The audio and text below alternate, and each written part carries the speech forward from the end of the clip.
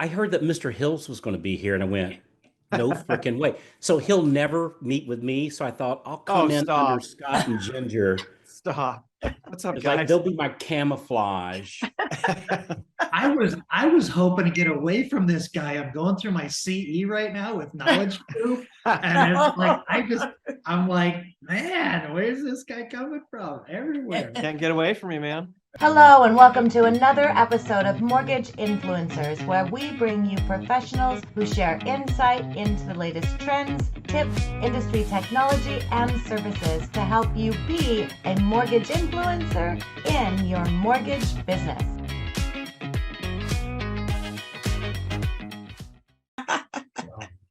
I like the Halloween coming reference. to you live. So we are now streaming. Welcome everyone to another episode of Mortgage Influencers.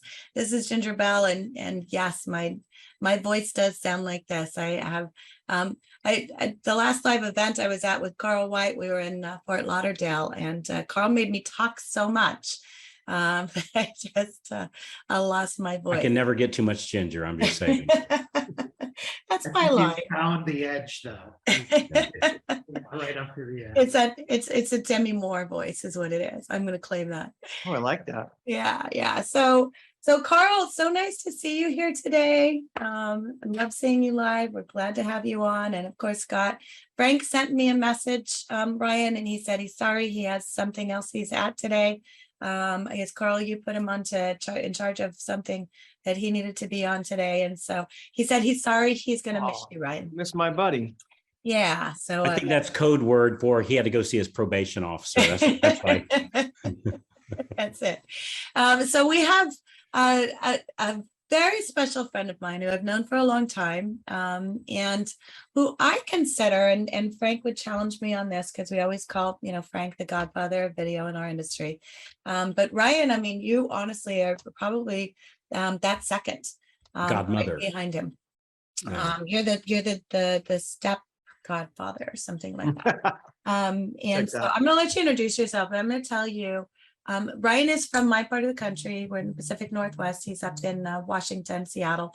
I'm in Oregon, which is that state between California and Washington. I often get asked where Oregon is, and that's where we are.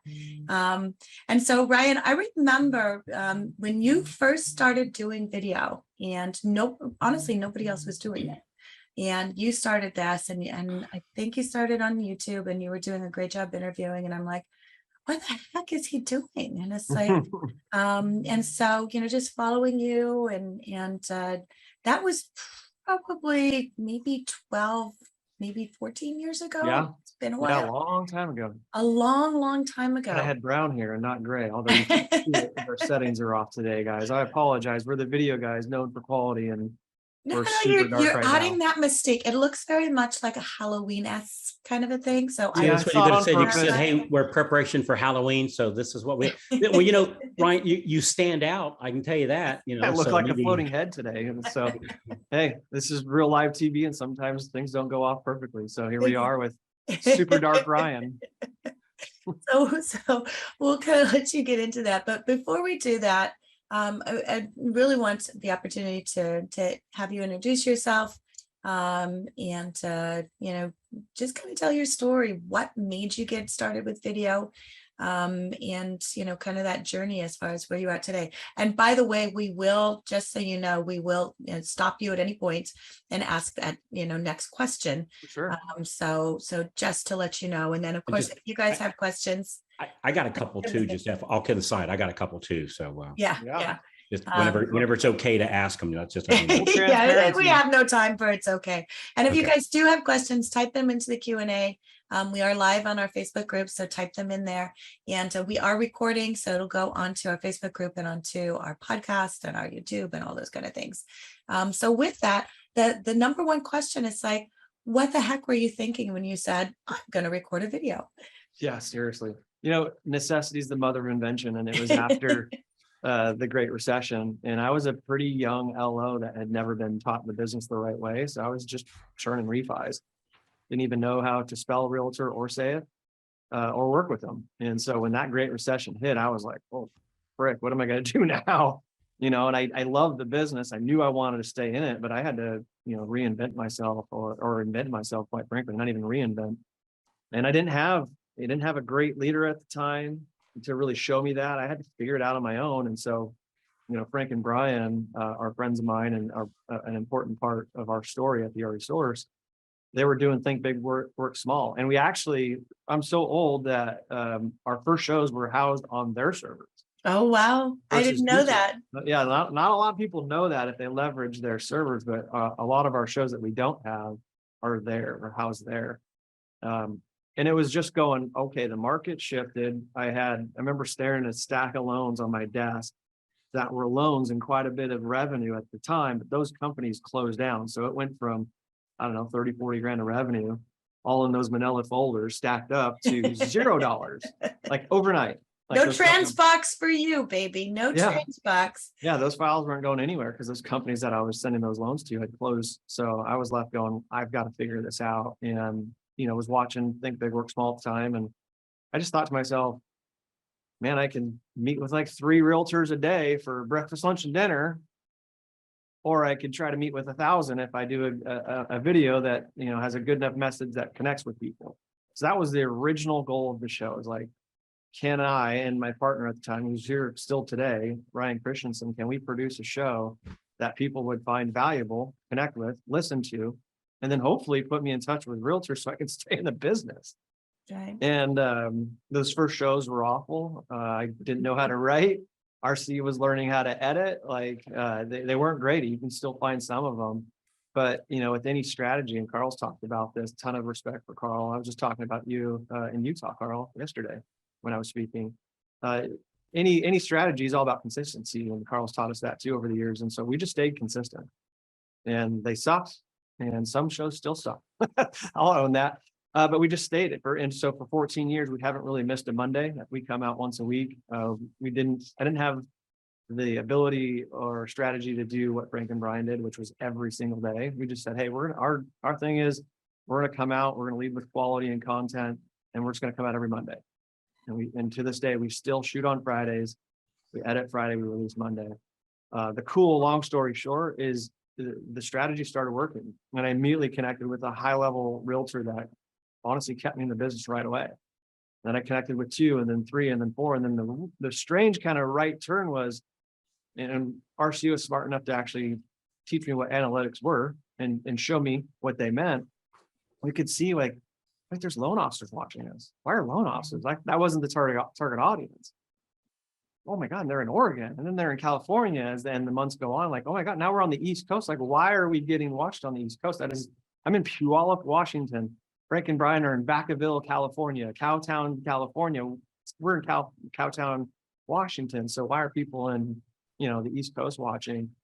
And that was just an opportunity, serendipitous. We didn't mean to. That I was like, well, if they're listening, maybe they want to work with us. And so I started reaching out, going, hey, if you like video marketing and kind of being on the cutting edge and trying new things, and I've built rapport with you over the show, let's work together. And so it morphed into, hey, I'll hire my first loan officer. And that wasn't originally the intention. Let me hire my second loan officer and third, and then I had a branch. And I was like, sure, I can do 1, maybe I can do 2. 2 branches, and then 3 branches, and then 4. And fast forward to today, my region's Alaska down to Utah. It's $4.5 billion region.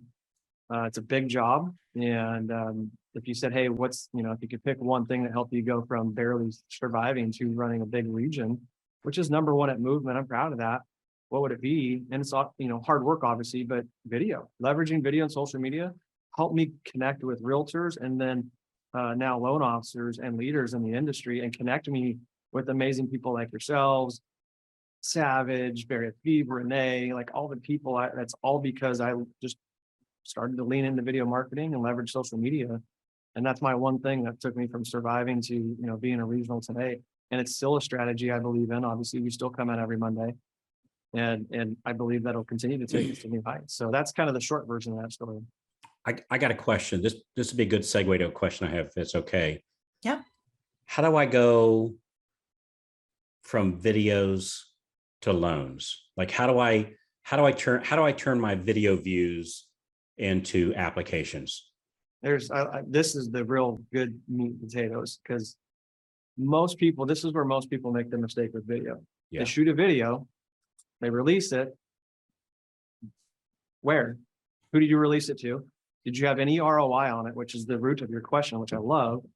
Did you actually turn it into a loan, or did you turn it into a realtor or a loan officer? Like, that's the goal. The goal is not to shoot a video. The goal is to get ROI, to Carl's question, from the video. That's just the conduit, right? And so you got to have a good message. We believe in quality content, both on the content side, but also on the editing side. You know, and doesn't mean like everybody has to have our type of style or quality. You can do it with an iPhone, but ultimately the question and the measurement should be, did we get anything from this? Views are cool too. And that's a false feeling of success. I got 100 views. I got 1,000 views. I got 10,000 views. I got 100,000 views. To Carl's question, did you turn it into a loan? Like, what are you selling? Are you selling shoes, houses, or loans? Are you measuring it? And then what are you doing when the views don't turn into an ultimate sell, to Carl's point in the question? So what you have to do is have a mechanism in place to measure, even be thought of, to think about the ultimate goal is not views. It's not thumbs up, as much as they seem cool and they give me a warm and fuzzy. Yeah, last I looked, if I go to the grocery store, they don't have milk priced in views or likes. Exactly. It's in dollars. Yeah. It's a great question. The answer is going to be different for everyone, but you have to be geared to why. This is why I love the question, to even measure it and go, guys, okay, cool, we're getting views, but we're not selling the shoes. We're not selling our loans. We're not selling our homes here. So what do we need to tweak? Stay consistent. You know, it's good that you're making connections, but what do we need to tweak so that if I'm a realtor, I sell a home? So that if I'm a loan officer, I get a loan to this. And so you might have to tweak your message a little bit. For me. So how would you do that? That's my next question, because I think, that's the next thing. It's like, okay, I'm getting started. I'm doing this. It's not giving me that ROI. So how do I figure out what I need to tweak? Yeah, you got to find out why. I mean, your audience, my audience is going to be different than all of yours and then the LOs. And so depending on what your target audience is, and now ours is realtors and loan officers. So I continue to check and make sure that my message is connecting with both realtors and lenders, and we get the feedback. And, for me, growing the organization obviously is proof of that. For a loan officer, it would be loans. And so a lot of ways you can tweak that is just connecting with your audience. If you guys know Neil just ran Forward Academy, like Neil's got a really good platform. We just had an hour-long content creation show with him. He's like the younger, hipper version of me. And he's doing a really good job on IG. And he filled out Forward Academy with IG direct messages. Like, just hustled and did direct messages. Had he just sat back and created content and hoped that people came to his academy in Vegas, probably wouldn't have filled it out. That's the game now, is getting in, following up on your message with your end user and closing the deal. The deal is to sell a loan.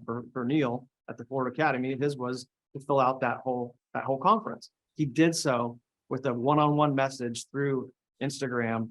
Go back and find that show if you guys haven't watched it. It's only a few weeks old, and it'll answer Carl's question, because it's going to be different for everyone. I think that his direct message is the approach. So the big approach is the scattergun approach with video, right? And I love it. And it's a great way, back to start of the story, I can meet with 3 people or 3,000 or 300 with video. But to Carl's question, I have to convert that. And that's where you go in with the direct message to that end user, whether it be a realtor or consumer, loan officer, and go close the deal. You've got to go close the deal. You guys still have to sell. This is just a scattergun approach to put you in touch with people. You still have to go connect with them and close the deal with whatever. Well, Ryan, do you put a call to action on the end of every video, or do you do like every third? Like, do you have a certain formula that you use? We don't really have. I mean, we're not perfect by any stretch of the imagination. But like a general rule of thumb, like if I was saying, hey, Ryan, how often should I have a call to action on my videos? Like how would you answer that? Well, again, for a loan officer, every single time. Okay. What are you trying to do? It's not, guys, again, it's not a like, it's not even shooting a video. It's what's the end result. And so if I'm a loan officer, again, my strategy is different. I'm trying to reach the entire industry now. So mine's just more influence. So it's the general like and subscribe, follow, share. and we get that. Like one of the best compliments we get is when a CEO calls and say, hey, Hills, I love that show. I just shared it with 3,000 people in my entire company. That's a huge win for us. For a loan officer, you're not going to have that. So you're going to try to sell a loan or connect with a realtor. And so your call to action should be every single time. Again, the goal is not to shoot a video. The goal is to close a loan or sell a home. And so call to action is so important. Otherwise, you're just speaking words into the social, void that never turn into anything. And I think that's one of the biggest mistakes content creators make is accepting that false success of likes and hearts and thumbs ups and views. Yeah, it doesn't mean anything. So we have a question from Eric. It says, I do videos that I feel add value, but get a little interaction. How do I entice interaction? How do you entice interaction? Well, I'd love Carl's point on that too. You'd love to, he's been in this space for a long time too and does an amazing job. You guys can speak to this, but for me, it's really being interactive in the video message versus just being esoterically speaking to an idea, having a pointed question.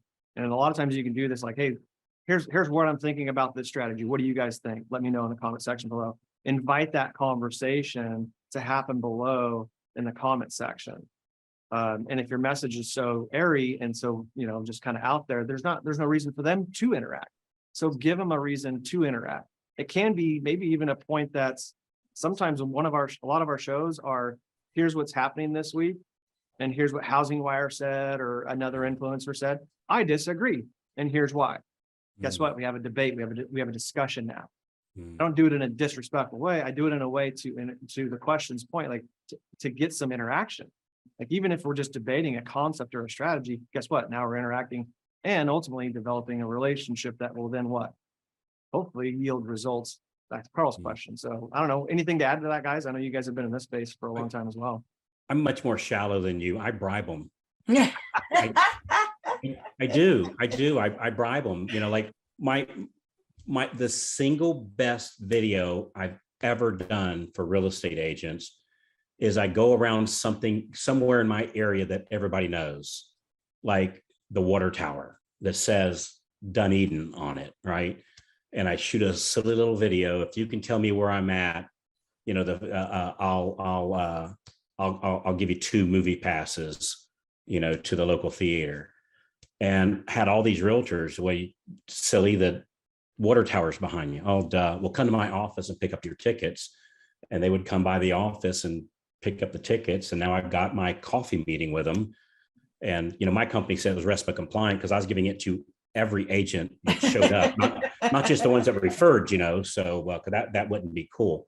But anyway, just like, get your free t-shirt or get your, like in my case, it was a movie tickets. And so it's like, or each movie ticket, let's say it's $10. Would I pay $20 to have an agent come to my office and I've got their attention for 15 minutes on a face-to-face? You better believe I would every day of the week. You've always been good at that, Carl. Like we're not good at that. Like even a playbook, an item of value, like that. You guys have always done a really good job at that for an exchange and an interaction. I think that's because I don't have as good of a message as you do. I'm not as handsome, so I have to bribe them. So RC's he's really good at that too. He's always been pushing me to follow the Carl White strategy of like an item of value or something. Exactly. Well, apparently you don't need to, but I'm saying that. No, I'm saying that seriously. I just found that it's just bribe them. I call it tongue in cheek. Of course, I call it my ethical bribe. And so it's a fact. I tell you something else that works too. Everybody loves to be famous, right? Me too, like everybody does. And so when somebody says something, like I would say, hey, one of our viewers, Scott Schang, made a point in telling us, and so Scott and me too, right? I'd like hearing my name too. And so then when people like on my podcast, when somebody says something kind, on many of my episodes, I'll read one of the reviews, and then other people will leave a review because they want to hear their name on the radio, so to speak. That goes into an intrinsic need that we all have of feeling important or significant, right? Me too. And so calling them out, and saying, hey, thanks for that feedback or thanks for that comment by name, I find is helpful also. And one of the things, as far as the interaction, if you're doing that, what do you think? And they're responding, make sure you're responding to them. So if you get a comment down below, then make sure you reply directly to that person. Because we found that creates more engagement. And so people are, to your point, as far as seeing their name, which is so important. And one of the things too, and I think the people that do it well, like, Carl, as far as the giveaway, a lead magnet, you can put that onto your website. You could do a buying in today's market, selling in today's market guide, where you just have a lead capture on your website. And that can be your call to action, where you tell people, hey, you know what? I've got more information for you. Go to my website. Here it is, and get our buying and selling in today's market, and use that as a lead capture. I guess, Ginger, something as simple as like the 3 things you need to know, kind of thing. Yep. Tell me what to send it to. Yeah. And that's what people are looking for. It's like, when I spoke at the event that we were both at in Fort Lauderdale, and they have a young influencer there who had done a TikTok video that went viral, and she wasn't ready for it. She'd been doing it for a while, wasn't ready for it. And it was just one of those, she was frustrated at the moment because she had someone who wasn't doing what they were supposed to be doing. She took her phone, set it up against her computer, and recorded a video. And the video was like, hey, if you want to buy, and this was in 2021, she did it. If you want to buy a house in 2021, here's the 3 things you need to do. So I think sometimes we're afraid of giving people specific direction and saying that. And I love the fact that she said, if you want to buy a house in 2021, here's what you need to do. The first thing is open a credit card. The second thing is, start saving money. And she told specifically, this is how much, if you're going to buy this amount of money for a house, this is how much you're going to need for a down payment. This is how much you're going to need to save every month. And then the third thing was, start a folder on your computer and start, saving your pay stubs and your W-2s and your bank statements, because that's the information you're going to need. Super simple. That one video, she got 212 applications, and she funded 25 loans. That's amazing. She closed that video out with one of the best call to actions, Carl. It was like, if you want to buy a house in 2021, schedule a time with me. Wow. And that was it. Yeah, and you want to do that. I know, right? Who would want to do that? And so, sometimes I think we have to overcomplicate things, and we don't. But one of the things, if you want the engagement, you have to make it easy for them to engage with you. And people are not necessarily, and I don't know, Ryan, what you've seen, when and you've done a lot with realtors and relationships there. So not so much maybe the consumer, and that's more of an influence thing, but you're still getting people that are responding. Yeah. And one of the questions when we travel and speak, people ask consistently is like, you've done it 14 years. How do you continue to come up with a relevant message? And so we actually finally created a slide that is our content funnel. And I'll tell you two things. If you're creating video and you're not getting interaction, be your harshest critic. Yeah. Not every video you shoot is going to be good. And that's okay. You should be the harshest critic and scrap it. Nope, going to do it again. I need to say it better. Maybe the message just sucks entirely.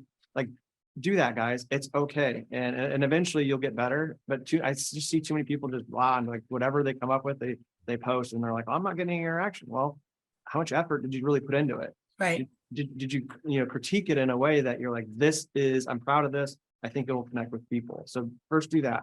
Second, the way we've done it for 14 years is we just have a goal that we're not going to just shoot a video to shoot a video. It's going to be the most relevant thing that we can talk about. And so on Monday, it's the start of that content funnel for me. I'm reading everything. I'm taking every piece of content that I can in, and that might be Housing Wire, that might be other influencers, videos, and I have now probably 35 different saved folders that I'm reading and taking in content every single day, starting on Monday, Tuesday, Wednesday, and I know what's happening. Maybe the NBA speaking, maybe there was a mainstream media show that came out, talked about high rates. Maybe Barry said something, maybe Dave did. All the content going into the industry, I'm starting to regurgitate on Monday, Tuesday, Wednesday, Thursday, same thing. By Thursday, I know what is the most relevant topic. I know probably the most relevant 10 things that are being discussed in the industry because I'm taking it all in. I'm starting to formulate my message and blend all of these different stories into one. And then that'll be the RE Source take on Friday. And so on Friday, I'm not scrambling to think about what should I talk about. I know exactly what I should talk about. I know exactly what's going to land and what's trending because I'm taking it in. And so when Friday comes out, it's going to be a mesh of all of that. We're going to put our spin on it, maybe debate a few points. Back to my point about having it being interactive and having other people weigh in on that. And then on Monday, it's going to come out and it's going to be the most relevant thing for the week. And so if you guys are struggling to come up with good, relevant content, you're not getting engagement, be your harshest critic, but also don't be afraid to leverage other people's content. Guess what? Like in my local town, if there's a robbery down the street, right, a big one, there's going to be one news outlet that reports on it, the first one. And there's going to be 40 others that regurgitate that story. It's not plagiarism. It's just there's always one source of the content. So it's okay. You can take my content, make it your own. I'm fine with it. You can take Carl's, Ginger's, like Frank and Brian's, make it your own, put your own spin on it. That's not a bad thing. Don't feel bad about that. I'm telling you to lean into that, make it your own, leverage it. It's an honor to me if you do leverage our content and make it your own. I'm happy to do that. But that's the strategy that we use, and it's helped us stay relevant 14 years later, which makes me an incredibly old person in this industry. And nobody should be watching us at 14 years later, but that also is what drives me to make sure that we're still relevant. Does that any of that make sense? It makes 100% sense. Absolutely. Okay. Yeah. And so for those of you, and we've got some other questions I want to get to. So if you want to follow Ryan, so on our Mortgage Influencers webpage, if you go to mortgageinfluencers.com, I create a section that has YouTube influencers. And so Ryan, I have you listed there because I think for us in the industry, and one of the reasons that, we started this Facebook group and started this conversation is people are struggling with, where do I find this content?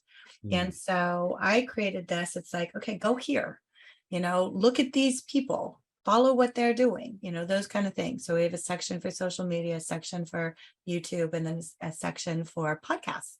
And those are all different channels, which leads me to the next question. Kimberly's asking, what social media platform are you finding you get the most ROI on? Good question. It's one thing that we've got to do better at, but there's only so many hours in the day and I already have a pretty big day job. So one thing I'd love to, if I could wave the magic wand at the RE Source, is go all in and hire individual leaders for each space. So a YouTube driver, Instagram driver, Facebook driver, and the rest of the social medias, and then really go, hey, your entire job is to go make RE Source as relevant as you can. Let me know if you need money and the boost and everything else.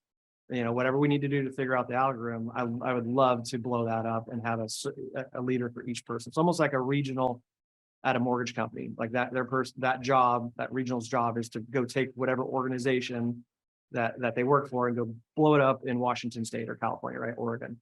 I do the same thing on the RE Source side, but I only get to spend this much time with the RE Source every single week. So we haven't done that yet. So we struggle to go out and execute in different platforms. So because of that, everything's been being driven to our Facebook page. We do have a website. So a lot of people will go to the website. A lot of people go to Facebook. We're syndicated still with Frank and Brian, and we're syndicated still with Ken Perry. So he'll take each show and put that in the knowledge group, and everybody that's part of the knowledge group will watch that. That's cool and that's great and it gets us views. I don't like that though, because it separates all these conversations in these communities into YouTube, our Facebook page, our website, Frank and Brian's, Ken, and I'd rather have it live in one space where everybody is there vibing off each other, asking questions, being edified, the views blow up. And so it's actually one of the things that we need to improve the most at the RE Source. But the short answer is typically on our webpage or on Facebook right now. Yeah, let me, you guys have so much great stuff. I'm just sitting here listening. I'm also kind of chomping at the bit. I want to add to a couple of things. On Eric's, as far as getting the engagement, we're talking right now a lot about referral partners and recruiting. So I would say a big part of it is understanding your audience and what message your audience might resonate with the audience. but also understand that depending on the platform that you're doing, you're kind of making a statement and then inviting conversation. If you're doing consumer direct, remember, consumers don't go online to apply for mortgages. They go online to ask questions about qualifying for a mortgage. And if you happen to be the one there that's educating them, you can earn their trust, and they're going to earn their business. You're going to earn their click. So that was the other thing about that is because I did content for a very long time. I did not have while I was doing consumer direct, it was a little bit different, but no interaction doesn't mean people aren't paying attention. And it takes a long time to build authority and kind of establish who you are as a personality or who you are as a source of information. When you do get any interaction, that one interaction is representative of an exponentially larger audience that is listening and paying attention to you. There's only going to be a small percentage of your audience that's ever going to engage with you. It's just the way that it works. And this game really wins with whoever has the biggest audience that has the most trust. People will be ready to buy when they're ready to buy. Your job is to stay present, be consistent, and always let them know that this is a safe place and an easy on-ramp, an easy way. And then the last thing I wanted to chime in on, Kimberly, is start with where your audience is, because social is a social. See, Carl. Hi, Carl. Thanks so much. Good to see you. Carl. Good to see you. Social media is for socializing, and you should already, if you don't have an audience and you don't have, or wherever you have an audience and where you're comfortable, like I'm kind of on Facebook, but I don't do Instagram. So I wouldn't go posting all my stuff on Instagram because I'm not a picture person, right? So wherever you're comfortable and where you are yourself and people can genuinely get to know you, and that where your sphere and your audience is, I think that's great. That's a great place to start. Yeah, and repurpose your content too. So Eric's here with me, and he will take our long form and chop it up into micro. He does an amazing job. If you follow the research, all that micro is done by Eric Yoakley, and it's, hour-long conversations just chopped up. So repurpose that and let it live. Let it be evergreen content for you over and over and over again. You don't have to constantly come out with brand new stuff every week like we do. A great conversation can be played over and over again and shared many different ways. And there really isn't a such thing as evergreen content on social platforms. Everything is, you see it if you happen to be on Facebook at that time. So don't be afraid to repost the same thing on multiple days at multiple times, because people will not see it twice. Yeah, it's rented space. Yeah, it's rented space. It's not something that's going to be there long term, like YouTube, which I know you have the YouTube channel. So are you still seeing a lot of engagement from YouTube? We don't put we don't have a lot of effort in YouTube, and I would love to have a person go drive that for us. So most of our engagement, it actually is a lot of direct. I get a lot of text, phone calls, emails, which I love. I'm happy. Again, the goal is to have engagement. And so I get a lot of that. And then also through Facebook and instant message. You got to be accessible. I think Scott said that earlier. You really do. Like you're good. The goal is not to shoot a video. It's to get engagement and ultimately sell your product. And so you have to be responsive. So that's why I love when people text me and say, even great show, or I shared it, or what do you think about this? I'm quick to respond, whether it be a DM, an instant message, text, call. You have to. That's the whole goal, guys. And so you finally get somebody to listen and pay attention and actually pick up the phone or text. You got to be responsive. And it's a little bit like the whole empty tip jar, theory. It's like when you get that first comment and then you reply to that, other people see that and they want to join the conversation, but nobody really kind of wants to make the first comment. But it's funny, you see that first one and then you'll start to see people kind of start to chime in on it. Yeah. So start with a 5. Right. The other thing I'd tell you that's not video marketing, I was going to share this with Carl just to see if you remember. Don't be afraid, like, of the live events, man. Like, I just got back from Sales Mastery. It's one of the coolest events that I've been to in a long time. And it's the way I met Carl, Ken Perry, Frank, and Brian all at one event. And it was probably 12 years ago. And that's why I wanted to share it with him to see if he remembered. But I went to an event and I met those 4 guys. that have been a huge advocate and allies in my life, and ended up, guest hosting on Think Big Work Small and National Real Estate Post. So you never know who you might run into at a live event. So don't worry, come out from behind the camera, attend live events, mastermind. Don't be afraid to go up to a Carl White or Frank and Brian or an influencer and ask questions. You never know what relationship you'll build and take you to the next level. Had I never done that, I don't know what the career path would have looked like, because those 4 people have been instrumental in my life. Yeah. And what I've always found also is like people like yourself and Carl, and I'd include myself and Ginger in that.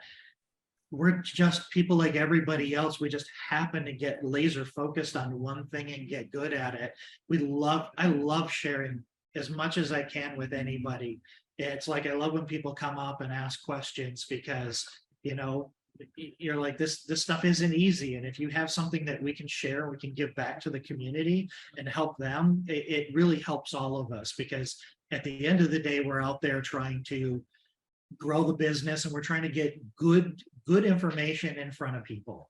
And that's really what we're doing. And we're putting it out there, and you let your audience decide where the quality is. So I think you're raising the bar on the entire industry when you're doing that, when you're reaching out and engaging.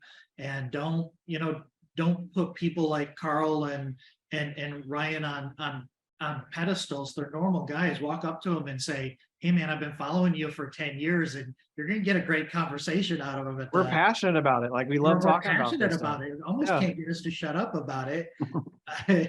Hence the 105 ending time for a 30-minute podcast. Which I absolutely love. And you know what, Ryan, we'd love to have you back on again. Appreciate all of it. And, been a big fan for a long time. Everything you do on your own and with everyone else, it's like a great input to the industry. So we want to thank you for that. I love your sign behind you, and it really speaks to the person you are, is stay humble, be kind, and work hard. And those are the things you've done. And so for our audience, if you can share how people can get in touch with you, I would love that. Yeah, just, Google the RE Source. You'll find us on all social media platforms, and just follow me. We'd love for you to be in our community. Guys, like, we don't monetize the show. Could be another mistake of mine.